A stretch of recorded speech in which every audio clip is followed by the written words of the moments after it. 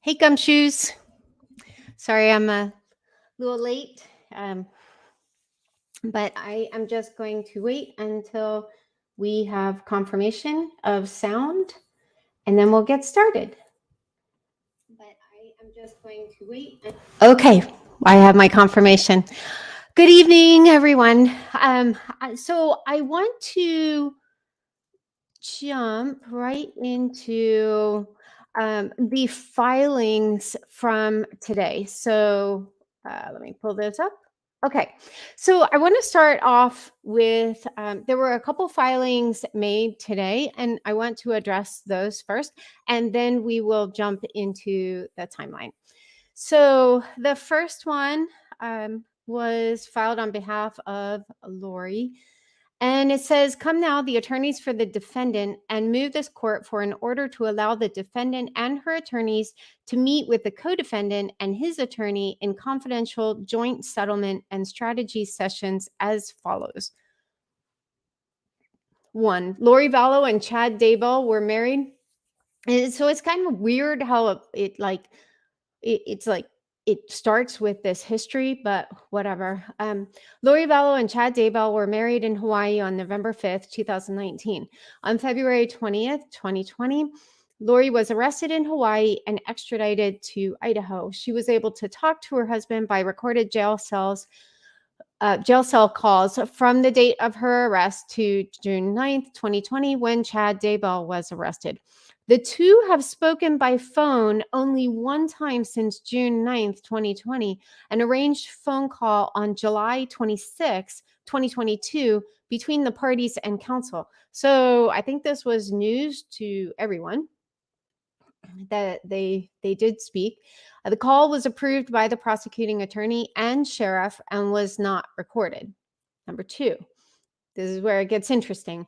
With settlement proposals, mediation, motions, and trial fast approaching, Lori and Chad would like to be able to talk together in person and on the phone about their options. So, I mean, hard stop right here. Like the fact that it says together in person and on the phone, this just sounds like they're asking for carte blanche, like permission for them to meet whenever they want. I mean, for them to, like include both.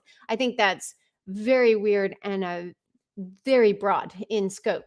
The attorneys for the parties will attend any in-person meetings and phone conversations, but will not record the conversations and will not use the conversations as evidence. The conversations can be deemed as for settlement purposes only, as Rule 408, 410, 507 of the Idaho Rules of Evidence could apply to the conversations. So, I mean, not that it really matters what I think about this, but I think the scope is way too broad. But also, I don't know what the protocols are for co-defendants in a case like this, but it sure seems like they would have plenty of opportunity to get to like align their stories and claims. So I don't know what's going to happen with this. I try not to just get too tied up into the, with these filings. But one thing I did think was interesting was that Pryor wasn't included on this. It was just Jim Archibald and John Thomas. So they didn't file it in conjunction with John Pryor. So, I mean, obviously, I would assume that they talked with him ahead of time. But yeah, this kind of weird. We'll see what happens with it. Now, the other one, it was even more interesting to me. It's also filed on behalf of Lori, and it says, come now, the attorneys for the defendant, and pursuant to Idaho Criminal Rule 12.1 and Idaho Code 19.519, provide notice of alibi as follows. 1, Lori Vallow was in her apartment in Rexburg, Idaho, when J.J. Vallow and Tylee Ryan died in the apartment of Alex Cox in Rexburg, Idaho. Defendant was with Melanie Gibb, David Warwick, and or Chad Daybell.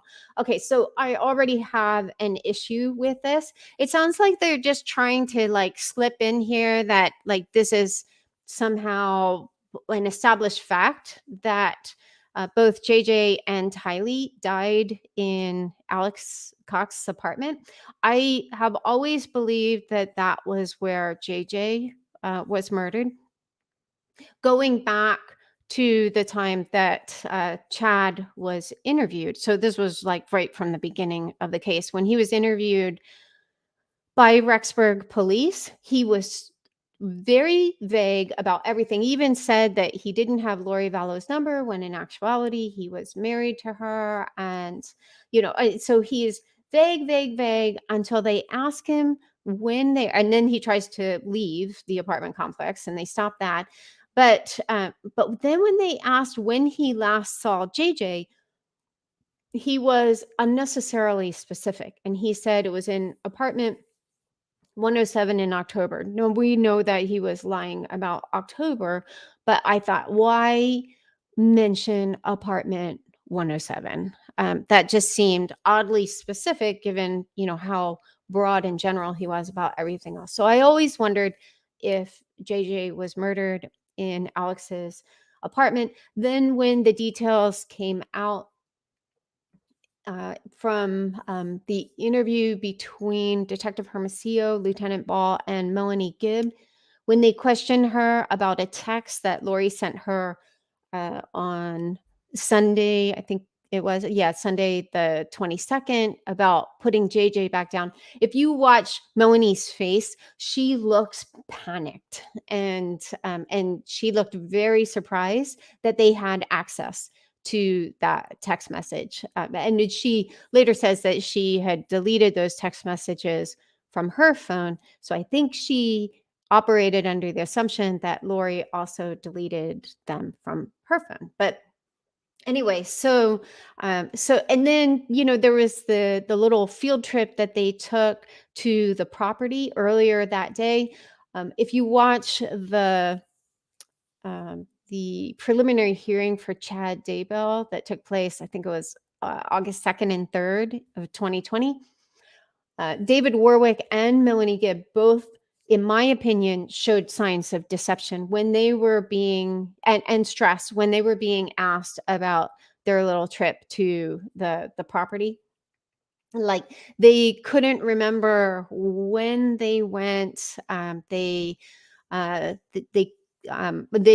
were not in agreement on who was there that day. So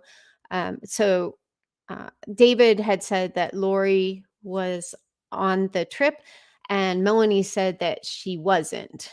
She listed everyone but Lori, and I definitely think that she was lying because there was a text exchange between Lori and Alex setting up around the time that Melanie and David said that they went, which they thought was late morning, early afternoon that day. And we'll get to this part in the timeline. I don't want to get too far off base here, but there was a text exchange between Lori and Alex where they were planning on meeting up at the I think they called it the terrestrial temple, and that was around the time of their trip to see the property.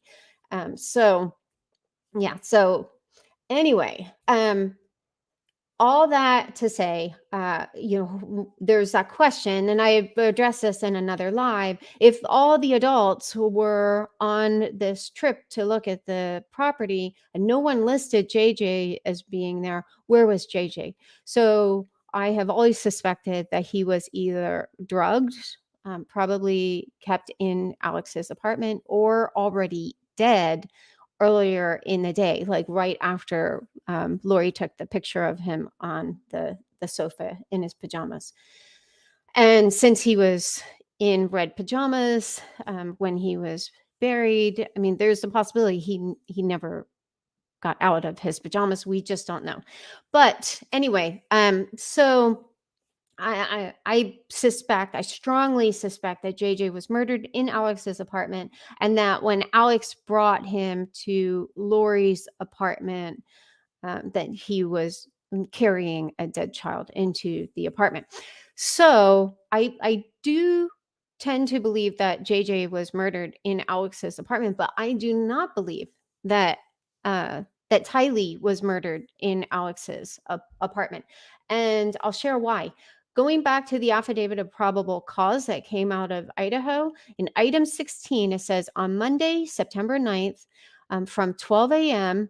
And so 12:44, Cox's phone was located at his apartment 107. However, at 2:42 in the morning to 3:37, Cox is located again at Lori's apartment 175, where Lori lived with Tylee and JJ. This is significant not only because he is there in the middle of the night, but also because this is the only time in September he appears to go to Lori's between midnight and 6 a.m. So we have him at Lori's apartment from 2:42 in the morning on a Monday morning to 3:37. Additionally, Lori had a neighbor named Leah who said that one day Lori had said something to her about her and Alex singing karaoke late at night, and she asked Lori if or Lori asked her if they could hear her, or kind of apologized. So I'll share that video here.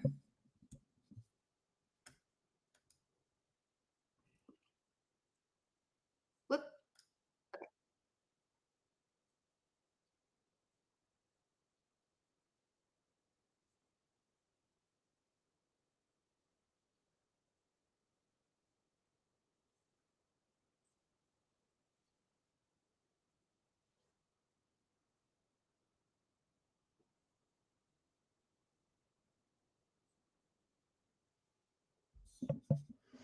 So I've always suspected that karaoke was an attempt to was them just actually turning up the music in an attempt to drown out any sounds that may have that Tylee may have made in a scuffle, or screams, or muffled screams, when she was murdered, because it's just weird. Like, who sings karaoke in their home, late at night, and then follows up with their neighbor about it. But anyway, so also there was a period of time from 3:37 to 4:37 where it's unaccounted for in the timeline. I think that's by design. I think we'll find out at the trial.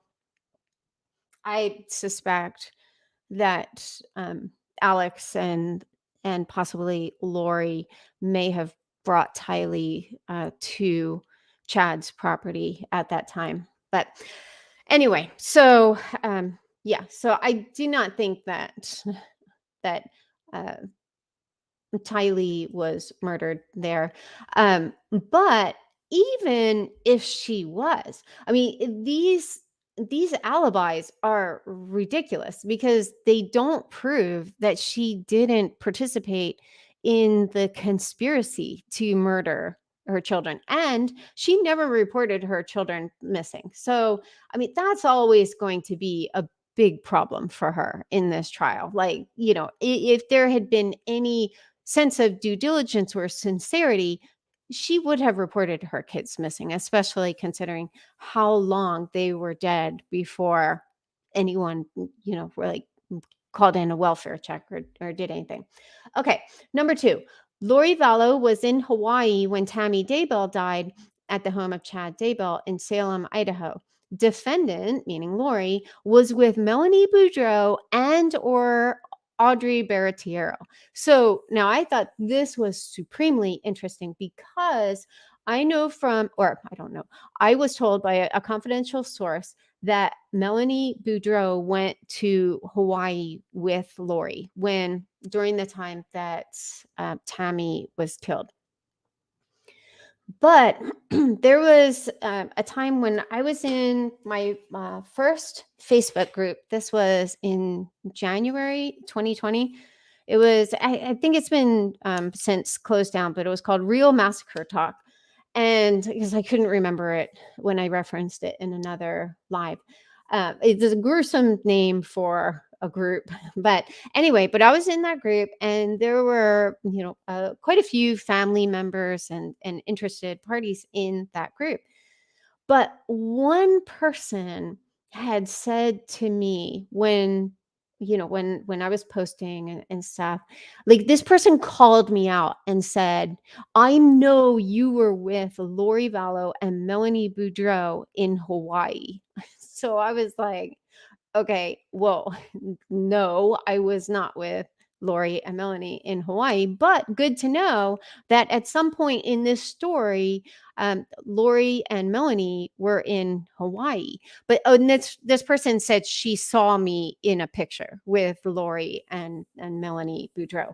So I was like, yeah, you might want to double check that picture. That wasn't me, but LOL. But it does make me wonder. Now, I've always wondered, like, okay, so who was the other person in the picture?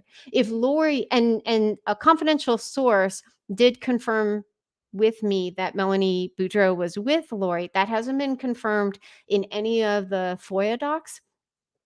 But a confidential source, that same source, had also told me that Melanie was with Lori in Independence, Missouri. And when they told me about Missouri, I was like, Missouri? I mean, I really questioned that one, but I just put it down and in the timeline and just cited it as a confidential source. But that has been somewhat, it's kind of a fuzzy confirmation in the FOIA docs, because Melanie, Lori, and Zulema were all together on, I think it was October 8th, in Arizona. And then Zulema texted Lori the next morning and asked her something like, are you girls, on your way, or something like that. So, there was the implication that Lori was with someone. And but anyway, but there was no mention of Audrey on. So okay, let me back up. So when Lori and Melanie allegedly went to Independence, Missouri, Audrey was their host, because there was a text about how Audrey had, like, I think, offered to let them stay at her place, maybe. And Lori had said, we'll just get a hotel and you stay with us. But there's no mention of Audrey. That was when Tammy was supposed to be shot by Alex. So that was around the October 8th to the 12th, maybe something like that. But then Lori and Melanie went to Hawaii. I think it was the day before or 2 days before Tammy actually died. So I don't know. Now there's just a question mark, like, why throw Audrey's name into the mix? So now I do question if Audrey was with them, at least for a part of the time when they were in Hawaii. The only thing that wouldn't really make sense there is that on the 18th, it said that there was a deleted message to unknown recipient, not sure how long we will be here until our work is done.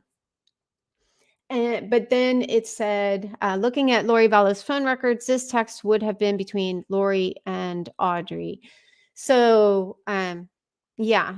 So why would she be texting her like that? She wasn't sure how long they would be there.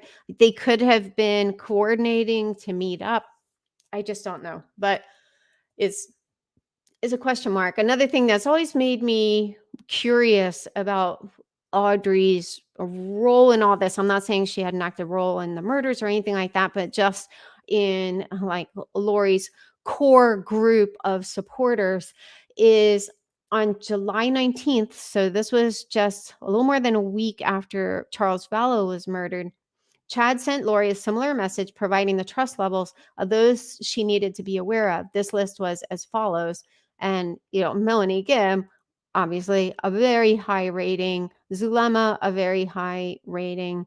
Melanie, her niece, not quite as high, but during this time after Charles was murdered, Melanie kept sending her these panic text messages. And at one point, Lori just said, "Call me." You could tell she was really getting irritated. And then, like, she gets a burner phone and is like, "It's me."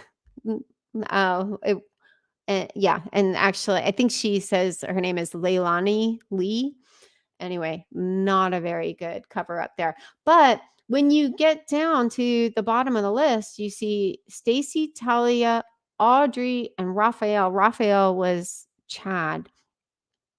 But Audrey was rated a perfect 100. Now, we don't know for sure that that's the same Audrey, but to our knowledge, there aren't any other Audreys in this story. So, oh, just a second. Someone texted me. Oh, no sound on the hidden video. Huh. Okay. I think I closed out of that. Okay. All right. Let's try it again.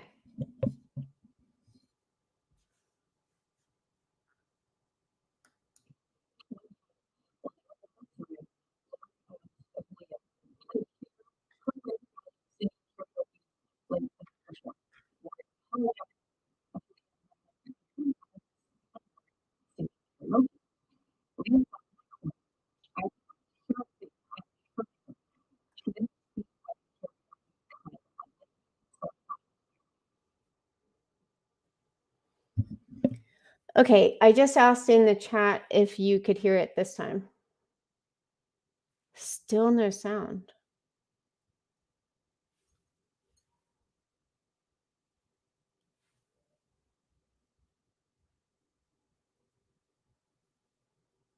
Okay. All right. So it's not a very high quality. This was early on in Hidden, and it's not very high quality audio. But anyway, I'll share a link to it in the community. By the way, I have been sharing more and more in the community tab from A Murderous Heart. So if I come across something that's interesting, at this point, Cool Cat has really kind of died down. So I'm leaning more toward sharing things in the A Murderous Heart community tab. So if someone can remind me, if one of my moderators can remind me after the live, I will share a link to this there. Okay. Okay. So, big question mark. Was Audrey there? I mean, it seems very weird for them to throw out her name as um as an alibi if she wasn't an alibi. And so I would lean a little bit more toward, yeah, she was probably there.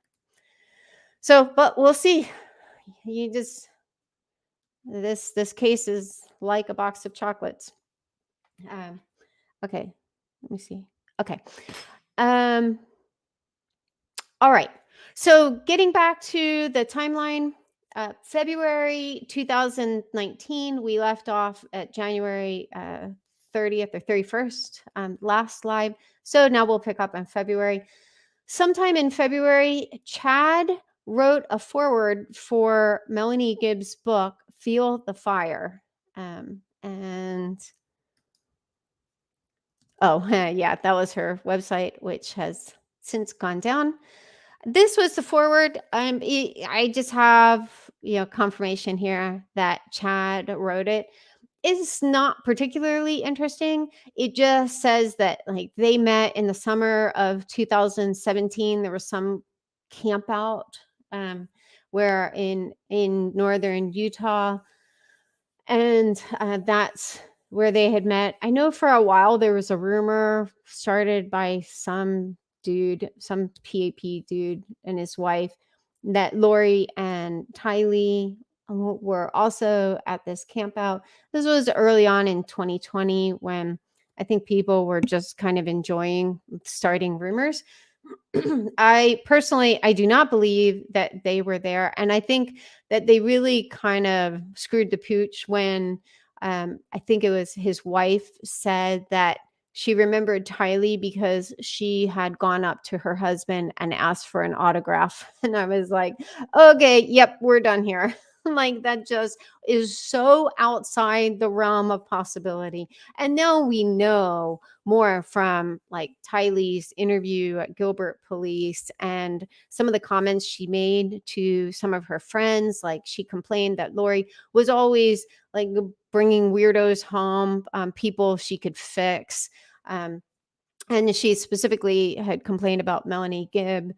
And so for her to go up to some dude who claims to have like some ancient LDS documents and ask for his autograph is just completely that is pure fiction. But anyway, so I also okay, the former editorial snob in me just absolutely cracks up at her misspelling of foreword in her book. But anyway, okay. All right. So February 1st, Lori Vallow sends Charles Vallow a text letting him know where to find his truck that she stole.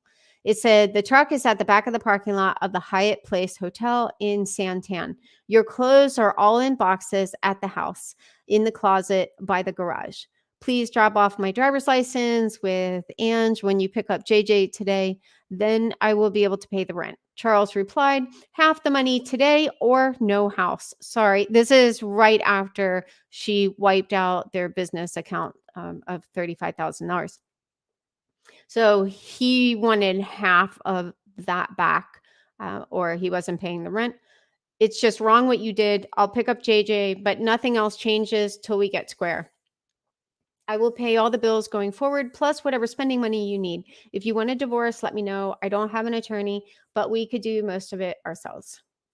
October 4th, Charles filed a petition for an order of protection against Lori, citing incidences listed in the entries for January 29th and 30th. You can review those. We already went over those. Someone from Gilbert Police told someone from Chandler Police that they didn't keep the order and that he was suspicious of it because Charles only cared about the money Lori took from their business account. The writer of that portion of the police report noted that the money issue was only one of the issues raised by Charles. Okay, now it's also important to note Lori was never actually served this document because the process servers were unsuccessful in locating her. This is very much a solid Cox move. This happened a couple different times in her divorce with Joe. In fact, I've been going through those documents. They're a very, very difficult read. I'm about a third of the way through, maybe. Not quite. But at one point, the therapist who had done the sex offender evaluation on Joe, right now I'm blanking on her name, Vivian. She had gone dark for weeks, if not months. And it was very frustrating. She just didn't show up for hearings and no one could get in touch with her. And she was even served and the process server had a difficult time locating her. And, so there was just this big mess. But eventually she was given a subpoena to file her report. Like, that's what it took for her to finally file her report. And when she did, she said that she had grave concerns about Lori and thought that Tylee should be immediately transferred to Joe's custody, that Lori should, and she even got an ex parte meeting with a judge. The judge wrote an order for Tylee to be picked up from Lori's and delivered to Joe's, but Lori just never answered the door. So, and then another judge just days later, I don't think it was even a week later, dissolved the first order and only gave Joe um, uh, supervised visitation. So Lori had this solid practice of just not answering the door. So anyway, so she was never served with the orders, and nothing happened with it. Anyway, okay. Lori secured a new phone and texted the number to Zulema. So this was their text exchange. Zoom in. Okay, so this was on February 4th. Okay. This was on February 4th, and Lori had said to Zulema, "This is my new number, use it." And then followed up with, "It's Lori." And Zulema's always asking weird questions. "Can I stop a creepy guy from bothering me? Uh, bothering one of my disabled clients? Can I shield her?" Lori replies, "Yes, you can. Cast out, then shield. Describe the shield with size and color," and it just drops off. So weird. Okay. Zulema says, "I am on my way to the temple. I wanted to tell you that it was Jerry who is blocking me from Revelation. He's a 4.2D. Lori, I could feel it. I'm sorry. That's always hard to take." Then the next day, Lori said, "After lunch yesterday, I got another new number." So she actually got both numbers on the same day. And then something is redacted here. But and then this was weird. I looked up Abraham 14. I'm trying to get this out of the way. It won't. It's Abraham 4:18. This is Lori. I'm using both. I think this is numbers. Let me see if I can. Yeah, I'm using both numbers. I don't know what the relevance of Abraham 4:18 is. It doesn't make sense. But yeah, so she picked up two burner phones. This early on. Okay. Okay. Let me see what this was. I think this is just another. Yeah, this is just another confirmation of the same thing. All right. Then February 5th and 6th, this has not been confirmed in any of the FOIA docs. I just try to be as transparent as possible with these things. But a confidential source told me that Lori flew alone into Salt Lake City and then flew back the next day. So, I imagine if this is accurate, it was most likely to meet up with Chad, but we just don't know. Also, February 5th, Charles was threatened with legal action because of not being able to meet payroll due to the $35,000 Lori withdrew from the business account. So this was a Jonathan Garnett, and it says gentlemen. Yeah, I think that should have been gentlemen, because there's also Michael at Right Planning Group. The Right Planning Group was the name of Charles and Lori's business. "I need to know where the rest of my commissions are. I have received a check for $2,500, but a lot more is outstanding. Can I get an update as to when this check is going to be coming to me? Frankly, this is taking much too long. And as I discussed with Charles, I will take action if this goes another month."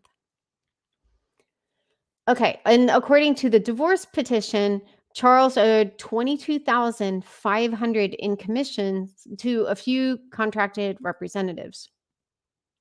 So anytime, I come across any of these details, I just like piecemeal them together, and over time, it tells more and more of the story. especially the stress that Charles would have been under at this time. But it said father failed to make payroll and owes about $22,500 in commission to a few of his contracted representatives in California. Father, obviously father refers to Charles Vallow, has been contacted by 2 other representatives and told they will seek legal action if they do not receive the money owed. See Exhibit D. On February 11th, 2019, father was contacted by the Orange County Sheriff's Department and was informed that the representatives had filed a request for charges of theft against Lori Vallow for taking the money out of the account. Okay. So then from February 5th to February 20th, JJ was absent from Life Academy in Gilbert, Arizona. That's where it was a special needs school. That's where he was going to school. These dates I got from an email sent from I think this was the CEO of Life Academy. Her name was Margaret. And yeah, she said around February 5th, JJ became absent from school. Around February 11th of 2019, Charles, the dad, came in and shared Lori, the mom, had gone crazy and had lost it. He had no idea where she was and she had just disappeared. He further mentioned that Lori was speaking about religious voices speaking to her. He shared he had an order of protection in place. This was not for JJ, but rather for mom and dad. He shared he was taking JJ to Louisiana to be with family until he felt JJ was safe. Okay. All right. So then the next day on February 6th, let me see if there was something else there.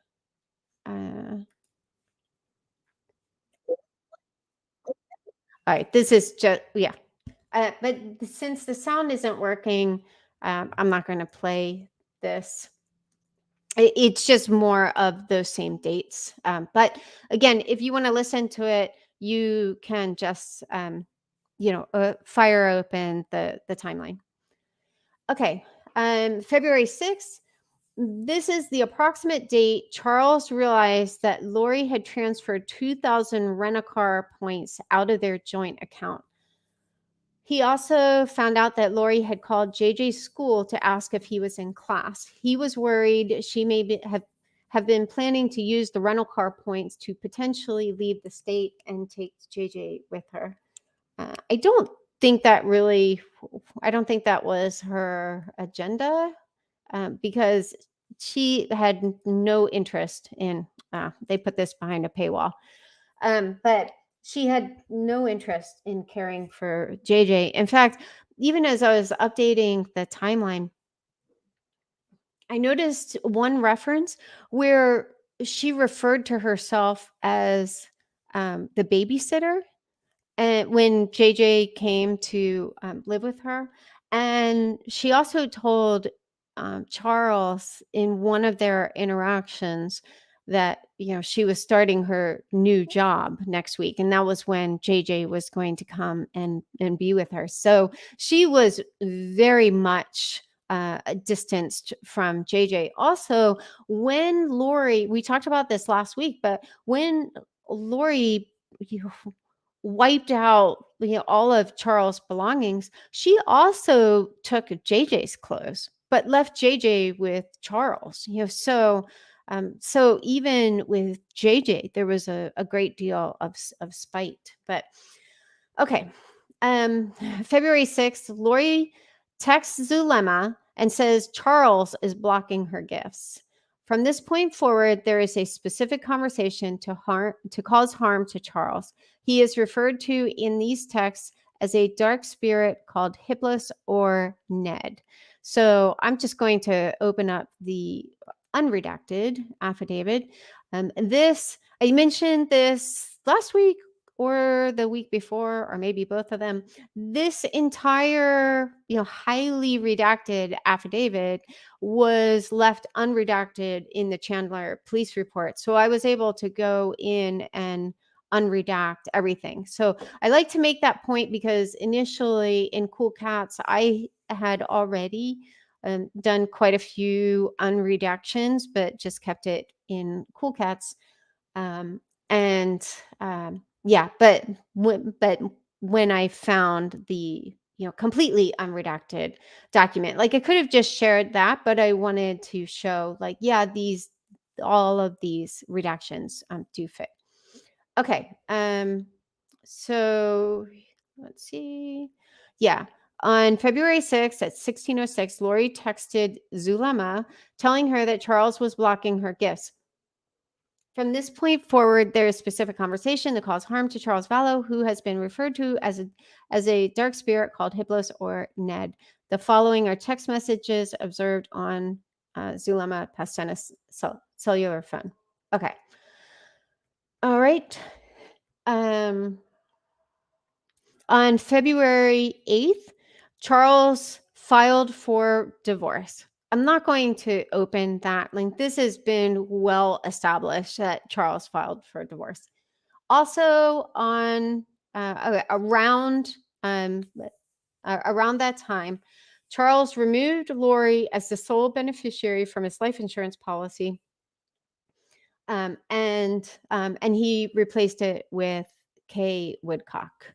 And I say, I approximate this date because Charles' attorney allegedly advised him to remove Lori when he filed for divorce.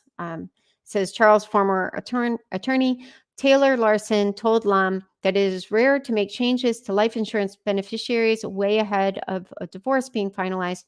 But Charles did tell the lawyer that he feared for his life and did not want Lori to know he planned to remove her from the policy.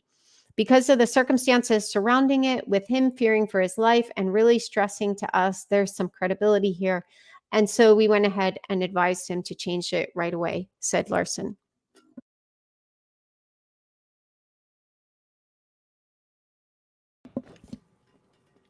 Okay, February 10th, Lori disappeared to an unknown location, according to Charles Vallow. She was allegedly gone for 72 days.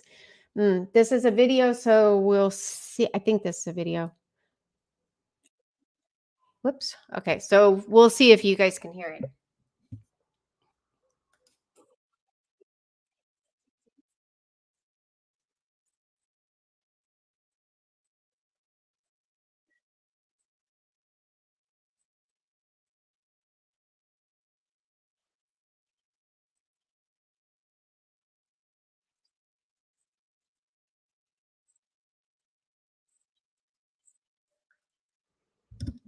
Okay.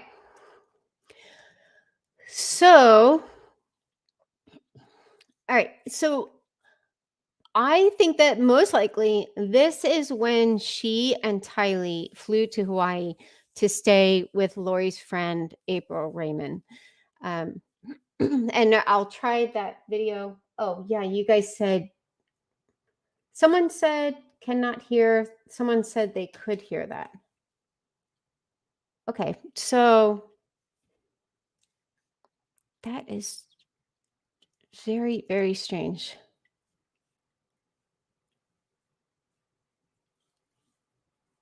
Let me just check the settings. Yeah, the audio is set up and I haven't had problems with this before, so I don't. Hmm. Okay. Well, okay, so you can watch the video with April Raymond from the time. Whoops.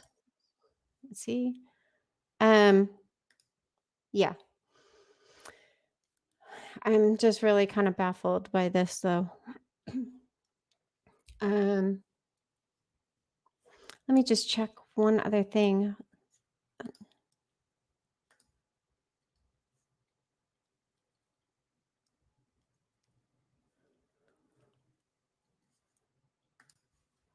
Maybe if I change that, we'll see if this works. This is really weird. But yeah, we'll see if you guys can hear it.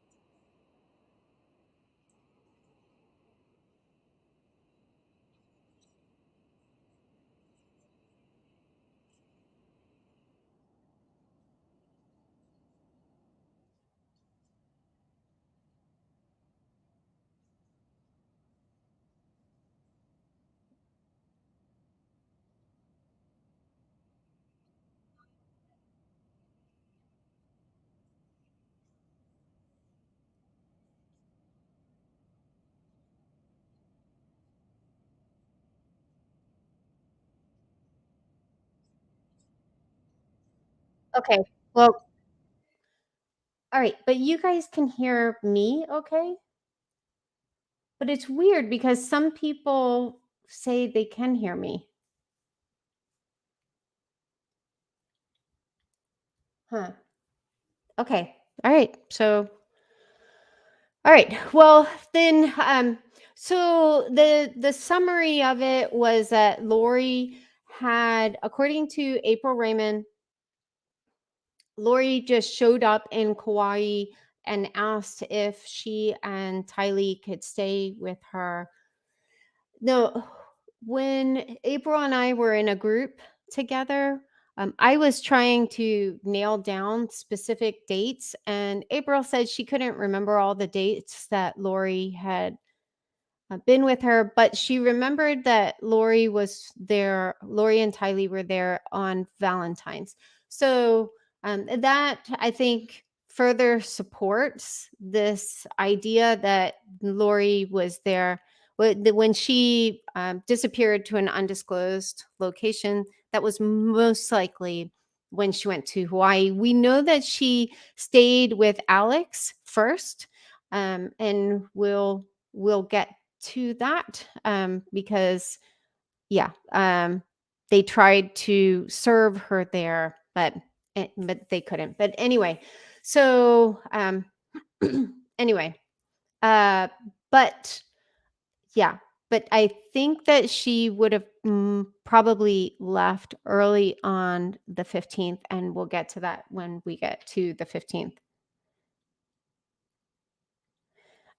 Yeah, I got a text. Someone said try turning off your mic for sound on videos, but the videos use the same mic. I just move it closer to the to my iMac. So yeah, so if I mute it, then you definitely won't hear anything. But okay. Um all right. Moving ahead. Oh, yeah, that, when she was there, she said that, Charles had a demon in him, and she expected to hear he was dead any day now.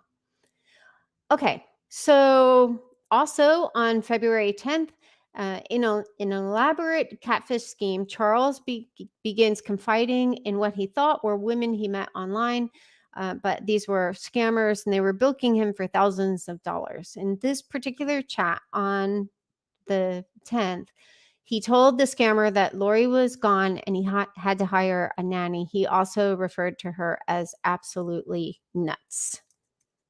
So let me look that up. Yeah. So this is an uncomfortable detail in the story. I know that in the true crime community, is the majority of the people in this community are women.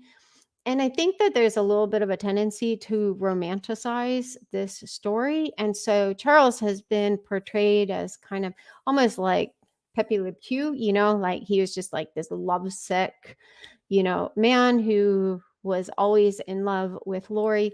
And this section of the Chandler police report really kind of refutes that a bit, because he's confiding in these people who he thought were women, and sending them quite a bit of money. And I think at one point it said like he just in his Google chats, I think he was, yeah, there were 17 conversations with other Gmail users, and the conversations all appear to be with female users. But anyway, okay. So we're going to revisit this because there are dates all throughout this, but it is not in any way to shame Charles. It's just the story. It's just the facts. Okay. On February 11th, Charles visits Life Academy to officially withdraw JJ. So JJ had already been out of school for about a week, and but Charles went back to Life Academy and said, I'm actually officially withdrawing him. He tells Life officials he's taking him to Houston. I think he actually said Louisiana. One source said Houston, until he feels safe, and shared a handful of disturbing claims. Some of them were Lori had gone crazy. Lori was hearing religious voices, had disappeared to an unknown location, and he had secured a protection order against Lori. And he was pulling JJ out of school and taking him out of state until he's safe. Okay. Same day, February 14th. So, this coincides just by chance with when April confirmed that Lori was still in Hawaii. Preparing a people speaker, Mike Stroud, announced that he was excommunicated from the LDS Church for apostasy. I just included that because of the preparing a people tie-in that was consistent throughout the story. The next day, February 15th, Charles filed a document asking for temporary custody of JJ and exclusive use of the house and vehicle, return of the stolen money, return of his and JJ's personal items. So clearly they had not been returned at that point. Several attempts were made to serve Lori, but process servers were unsuccessful, even though Lori's car was seen in Alex Cox's driveway when a server tried to serve her there. She was reportedly living with Alex at that time. But again, so the February 15th detail is interesting. I'm removing any sources to the Post Register to try to monetize this case like that, is pretty lowbrow. But anyway, Tylee continued to live with Alex off and on between this time and when they moved to Houston to live with Charles Vallow. So this was just kind of a sad tie-in. One friend reported that while Tylee was living with Alex, Lori didn't reply to one of her text messages for 4 days. I'll just pull that up. We don't know when that was, so I just stuck it in here when I talked about how Tylee was back and forth living with Alex. But it says here, Tylee told, and the name is redacted, that she had sent a text to her mother and she did not respond for 4 days. And then, this friend indicated that during this incident, Lori was living in Texas and Tylee was living in Arizona with Alex Cox. So, okay. So I make the point. Lori basically abandoned Tylee during this time. So after Lori took Tylee with her to Hawaii, there is not evidence that Lori stayed with Tylee at all, except for one night. This was in March, which we'll get to this in probably the next couple chats. Lives, that Lori had this fun weekend with all of her friends, and then had told Zulema that she guessed she should go and check on Tylee. But I think you can decide for yourself. But to me, it kind of sounded like she was hinting to Zulema that she wanted to stay at her house again. But anyway, so it sounds like she spent the night with Tylee that night. But for the most part, Tylee was completely abandoned by Lori. Now, keep in mind, Tylee was 16 years old. And I thought it was interesting how even Janis Cox on the show 2020, where she was interviewed, she only said, she was trying to make this case that Lori was fine. She didn't see any, big change in Lori. And she said that Lori was taking care of JJ. So she didn't even mention that Lori was taking care of her kids or Tylee and JJ. The entire family knew that Tylee had just been dumped at Alex's. And again, I'll just keep beating this drum. The fact that this whole family watched this happen, and for none of them to then call in a welfare check or even call in child protection services at any point while all of this was going down. But then when Tylee went completely dark, and I don't mean dark as in 4.3D, I mean like no one could verify that she was alive. Still, no one called in a welfare check or did anything. Even Colby was like, I want to talk to you. Please call me tonight. Tylee didn't call him, but then that was when the Venmos really started coming in hand over fist. So yeah, anyway, all right, moving on. February 15th, Lori and Melanie traveled to Boise, Idaho, and returned the 17th. This came from a confidential source. This has not been confirmed that I've been able to find in the FOIA docs. But on February 16th, we do know that Melanie Gibb was there, and we'll get to that. We just don't have confirmation that they traveled together.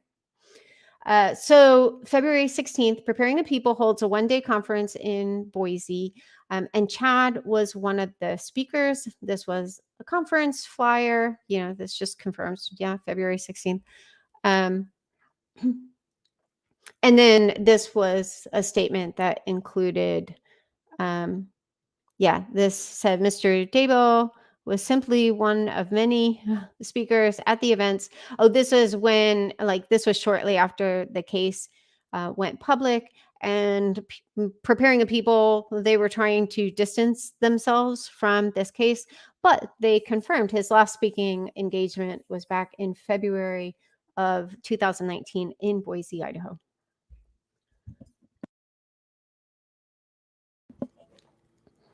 Okay.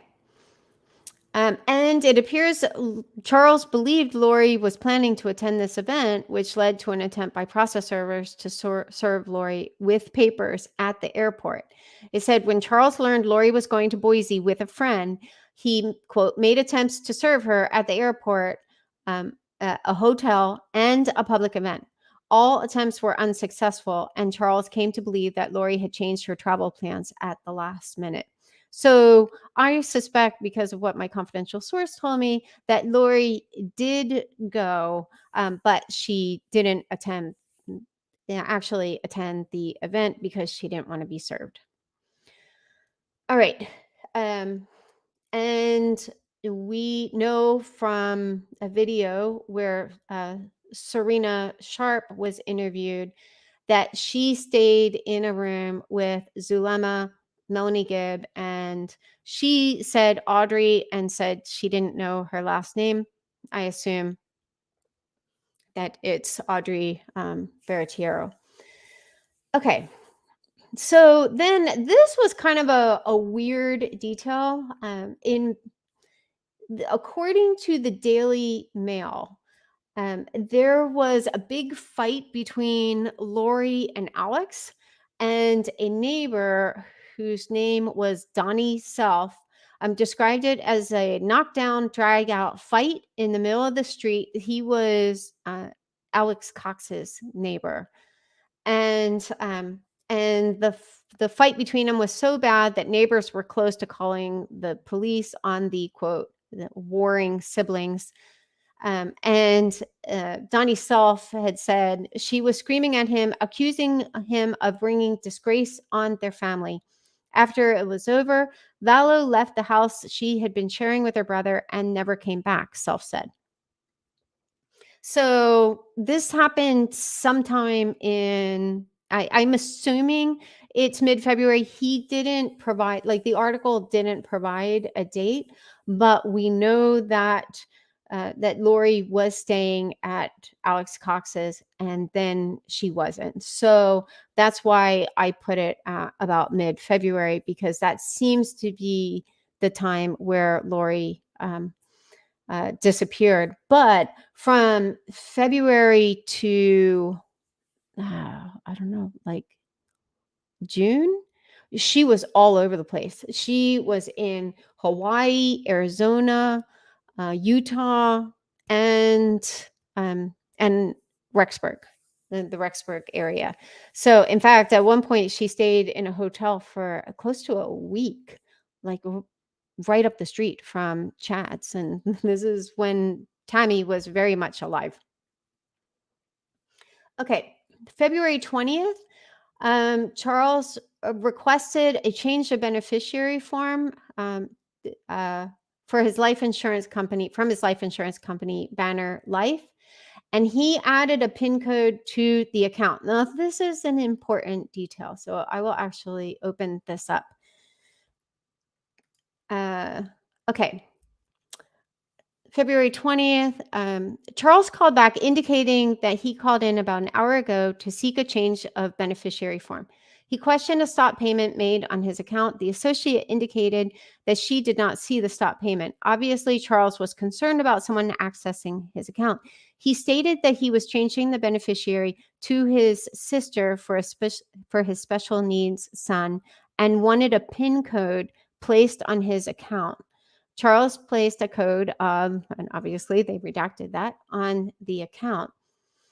But then just a week later, I'll just jump to this because I think this is a more natural segue, and we might not get to the 26th in this chat. So on the 26th, so less than a week later, Charles called back to change the beneficiary. The associate could not proceed because Charles could not provide the password. He stated he never set up a password and was concerned that someone fraudulently accessed his account. Charles became angry with the associate. He was sent a change of beneficiary form. The voice was also confirmed as Charles Vallow by K, obviously Woodcock.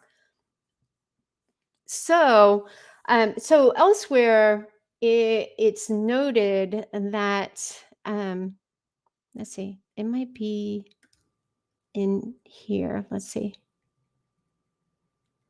Yeah. So elsewhere, these are more details that you can read if you want, but it says it is unknown why he, meaning Charles, could not recall placing the password on the account. There is no indication that changes were made to the life insurance by anyone other than Charles Vallow. So I was always like a little surprised when I found out that he couldn't provide the password over the phone because, working in tech, like, no one ever asks you for your password. Like, the most they'll ask for is a PIN, so like if I call the provider for my website, like, there's a PIN on the account, but they never ask me like what my password is. So I think that they were using password. I think Charles was using password and PIN, and possibly the representative, interchangeably, but they really shouldn't be used interchangeably. And so I think what had happened was Charles put this PIN on the account so Lori couldn't access the account, but then he forgot the PIN. And I mean, obviously, the guy had a ton going on. He was experiencing trauma after trauma after trauma. I mean, you'll see more and more of it. And we don't even have the full story. I mean, like, anytime I find anything with a date, I add it to the timeline, regardless of how inconsequential it might seem, because sometimes, like, one time I added to the timeline that JJ was absent from school one day. That was all that I knew. We didn't know at that point that Charles had removed him from Life Academy or anything. And I just added it to the timeline because I was like, well, he could have had a sore throat. He could have had a cold. There could have been any number of reasons why he was absent, but I just added it. But then as more details surfaced, I was like, oh, okay, this is actually part of the story here. But anyway, so Charles was, it just incredibly traumatized at this point. But now this story has kind of stuck, and people still think that Lori like tried to change the password to lock Charles out, but there's no evidence of that in the FOIA docs. Okay. All right. So February 21st, JJ returned to Life Academy, and Lori was reported to still be MIA. So he was. We already went through that. But yeah, so he was only out so he was officially withdrawn, but then returned to life. All right. Also, the same day, this is the approximate date, staff at Life Academy make a report to CPS regarding JJ because Lori had still not been located. And I mean, mad props to Life Academy, because throughout this story, with all of the horrible things going on, they were the only ones to ever make a report to CPS. And they actually, I think they made 2 reports, I think. But yeah, so they made a report to Child Protection Services. This was a Justin Lum post. Per school officials at Lawrence Institute for Education, staff did make report to CPS regarding JJ around February 21st because Lori Vallow had still not been located. Okay.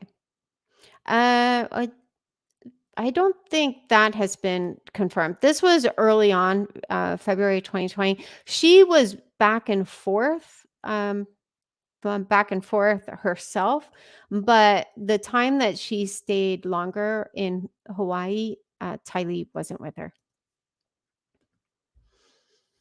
Okay. But we have no details about what came of the CPS report. All right, just 1 second. I'm going to get a quick drink.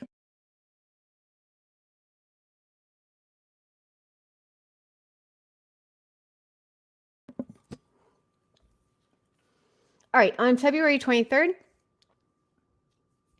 Charles sent Lori an email saying he hadn't been unfaithful and offered to take a polygraph and hire a private investigator to clear his name.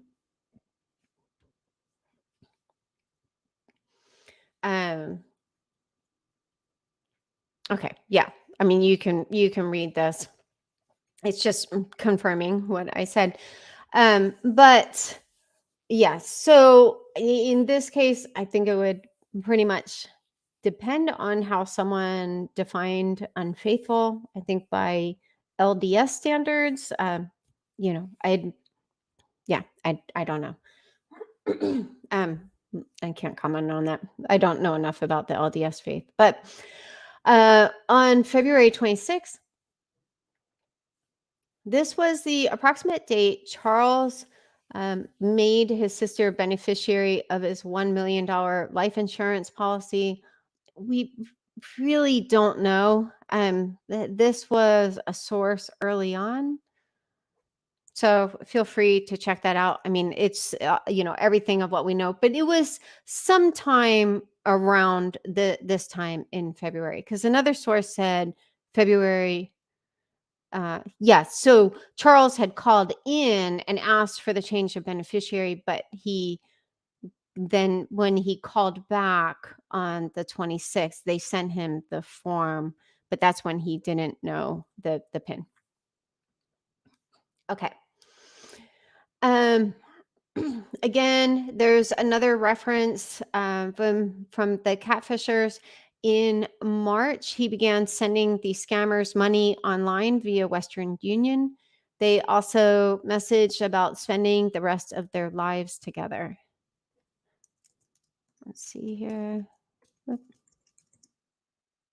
In March, that user, so this is someone who we talked about just back in February. That user requested funds from Charles. He agreed, and she provided an address for Western Union of funds. They began to message about spending the rest of their lives together. From context, it appeared There may have been successful voice calls made. Okay. March 1st, Charles filed to dismiss the divorce proceedings. This is a pretty well established fact. Again, if you want to check it out, feel free. That was, I think, a very surprising move, just on all fronts. I mean, I'm sure finances had something to do with that because he had been wiped out. He was facing potential lawsuits. He wasn't in a position, most likely, to pay attorneys. There's even a reference that we'll get to later in the timeline where he did a search for like how to, do a divorce without attorneys. Okay. It looked like my mic was beeping. But yeah, but anyway, he filed to dismiss them. But now some people interpret that as, once again, that, he was just in love and, just like love always wins kind of thing. But I think the fact that on the same day, so he had just put JJ back into Life Academy, and then on the same day he dismissed the divorce proceedings, he removed JJ from Life again and took him to Houston. So these are the actions of not someone who is looking to reconcile because he's just lovesick and wants to give the relationship a chance. I mean, this looks like a guy who is scared, like is spooked. Something went down, and I'm hoping we'll get more details in the trial around his murder. I suspect that's when a lot more of these details will kind of bubble to the surface. Okay. According to an email from Charles to Lori, Alex accused him of taking JJ, in other words, kidnapping him, and trying to put Lori in jail. So this I do want to read. Oh, hopefully this isn't. Yeah, okay. Let me open this up. Okay. I'll just read the whole letter. It's really sad. Lori, the purpose of this email is, again, try and establish a family connection with you and our son. Also clarify the facts as I've seen them, regardless of where you want to go with the divorce. It's been 38 days since you've made any contact with us. Now, let me stop and offer a little bit of clarification here, because in this email, at that point, it had been 38 days.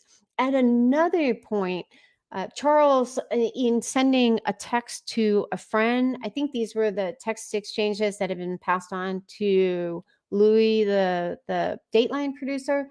At that particular juncture, it had been 58 days, and that number 58 stuck for a long time. But in the end, she ended up being gone for 72 days. Okay.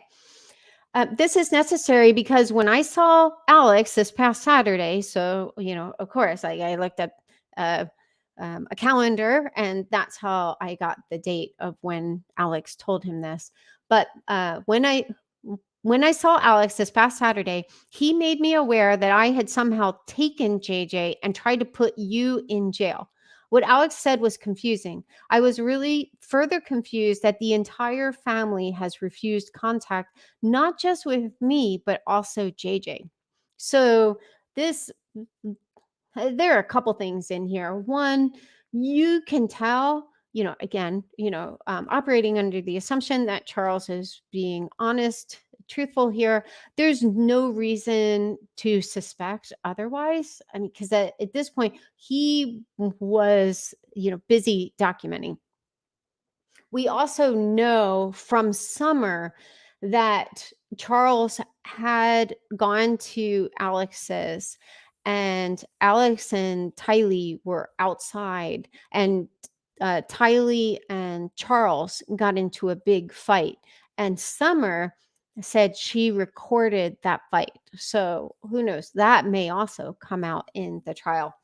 But anyway, but you can tell, like, Lori was already working with Alex, trying to get him all worked up into a lather about, how she was in danger from Charles. Now, at this point, Charles hadn't started sending threatening texts to Lori yet.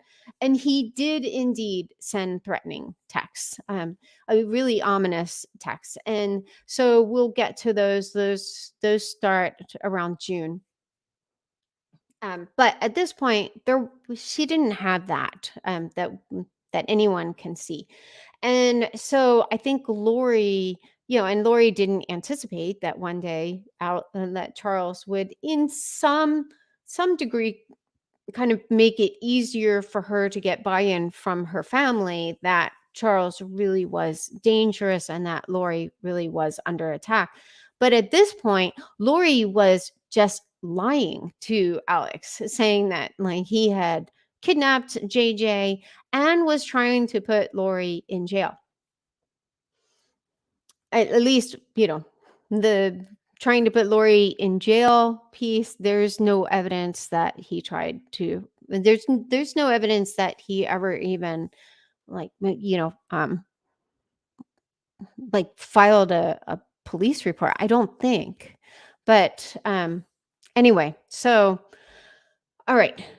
Well, he did. No, he did. He called the police out, but they clearly had no inclination to chase Lori down. And they helped her in avoiding the pickup order. So, so for her to be like, you tried to put me in jail. Like, there definitely wasn't any evidence of that, because the police were, kowtowing to her. They were, no, they were fawning over her. They were like little lovesick boys. But anyway, okay, Lori, on January 30th, I received a call from you stating that we were done and all my stuff was gone from the house. I flew back to Phoenix to find that my truck, along with my wallet and keys, had been taken from the airport. I also saw that $35,000 was taken from the business account by you. $22,000 was to be paid the next day to our other reps. Because keep in mind, I mean, this is end of the month. Anyone who's run a business knows, like, that's a really critical time. I called the police to file a vehicle theft report. While explaining the circumstances, the police officer also suggested I stop by and talk to a place called Bridges about your involvement. They are the ones that ordered the psych eval. Once home, the Gilbert police helped me break into our home. When I got in, I discovered everyone gone. Also, JJ's clothes, JJ's favorite iPad, my clothes, work computer, and even Bailey's training collar were also gone. The next morning, I got a rental car and went to JJ's school. When you entered the gates with JJ, I did go to your car and retrieved your purse. You obviously had a spare set of keys and left. I texted you asking to return my things and I would give you back your purse. You responded by telling me where my truck and clothes could be found. You also asked me to drop off your purse with Angela when I picked up JJ from school that day, which I did. On the same day, Kay received a text from you. She didn't tell me about it till Friday, February 1st. I was shocked beyond belief when I read it. In case you don't recall, here it is, and it's redacted. Lori, if it somehow makes you feel better to make these kinds of accusations, then I certainly can't stop you. But for the record, you and I both know it's ridiculous. You are my one and only for 14 years, period. Only after hearing this from Alex did I begin to put the pieces together. Okay, we'll go a couple more and then we'll call it a night. Let's see. Okay, on March 2nd, Alex Cox forwarded a text to Lori that appeared to be from their mother, Janis, who adamantly defended Charles, expressed gratitude that he turned their phones back on, and says she and Barry can't judge him even if he's been cheating with, quote, hookers. She wrote, "Love to you, Al. I do realize all of that. Realize this. Lori canceled his trip home. And I think this was supposed to be took his truck, took all of his clothes, and drained the bank account. If I was Charles, I would be upset and do hurtful things. So would you. Also, even if Charles cheated with hookers, you, Dad, and I cannot ever judge," which I find a little bit of humor in that. But anyway, there are allegations that have surfaced that, yeah, the whole family was cheating. But and I think Barry was arrested for solicitation. But I'm not sure about that. Charles has never done anything but support me and love me. I love Lori with all my heart. I will help her in any way I can. But because I have been talking to Charles with the Spirit guiding me, I think this is supposed to be even if he doesn't have the Spirit, it has led him not to go through with the divorce and decided to turn on all the cell phones and put them back in Lori's name and move out of the house, and is going to pay for Lori to move back in, no strings attached. So if that happens, just know the Lord works in mysterious ways. Sometimes things that look black and white are actually gray. I love you. I would love to talk to Lori, but I haven't heard from her. I know I'm led by the Spirit in my actions.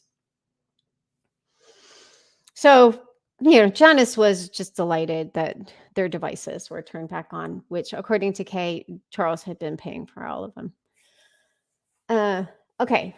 Now this was the fight. I mentioned Charles went to Summer Shiflett and Alex Cox's houses looking for Lori.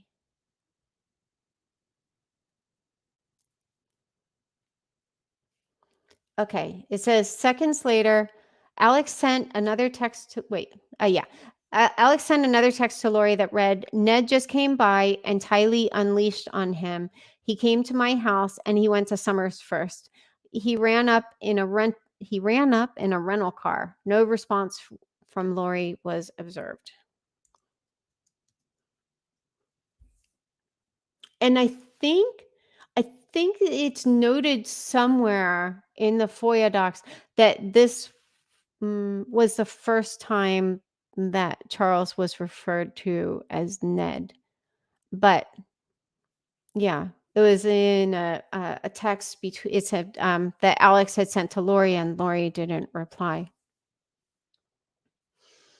Okay, we'll end on this one. From March 3rd to March 19th, this was Lori's earliest known flight to Idaho via Allegiant airline.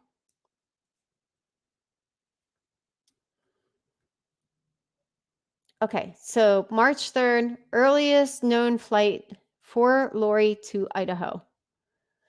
But then, now it doesn't say how long she stays, but there's this, and I don't know if these writers are just not always really good, but or if they're purposely being uh, a little obtuse here, but it says here 319 to 321, Chad and Lori traveled from Idaho to Arizona together. Chad from Idaho Falls to Mesa Gateway, flight 591 on 319. And Lori, Mesa, same flight, obviously, on 319.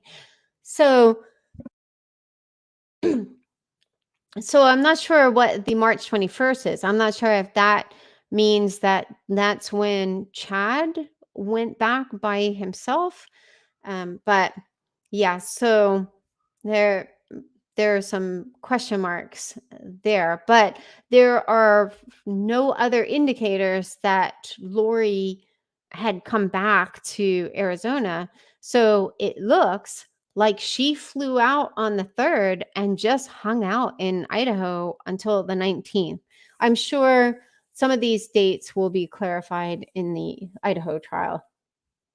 But if so, I mean, she was just staying right there in Rexburg while, obviously Chad and Tammy were still married.